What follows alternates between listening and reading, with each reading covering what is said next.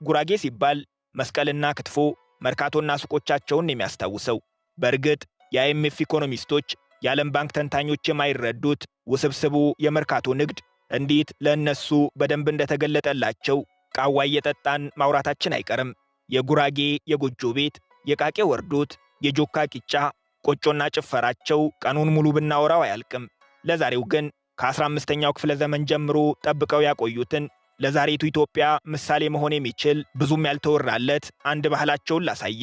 ጉራጌ ቤት ቆንጆ፣ መንገድ ሰፊ መሆን አለበት ብሎ ያምናል።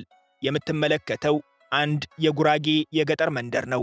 የመንገዱን ስፋት ልብ ብላ አስተውል። እዚህ መኪና አይገባም። ታዲያ የአንድ ትንሽዬ የገጠር መንደር መንገድ ለምን በዚህ ደረጃ ሰፊ መሆን አስፈለገው? ማንስ ገነባው ካልከኝ 600 ዓመታትን ወደ ኋላ ልመልስ ነው። ነገርየው ጀፎረ ይባላል። አውራ ጎዳና ልትለው ትችላለ። ጥንታዊ የጉራጌ ብሔረሰብ የምህንድስና ጥበብ ነው። ዘንድሮ ለሎጅ ታስበው የሚገነቡ ውብ የጎጆ ቤቶች ጉራጌ ለቱሪስት ሊያከራየው ሳይሆን ሊኖርበት የሚሰራው መደበኛ ቤቱ ነው።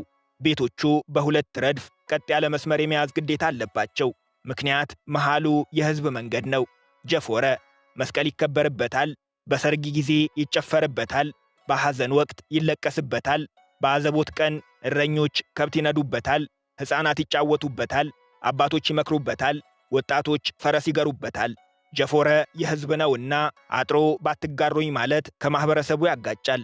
አስበው፣ ይህንን 600 ዓመታት የቆየ ባህል ኢትዮጵያ ከተሞቿን ስትመሰርት ተጠቅማበት ቢሆን በዘመናዊ አርክቴክቸር የት በደረስን ነበር።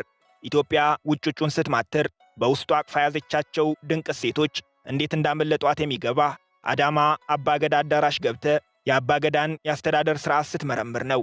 የምዕራቡ አገራት ፖለቲካዊ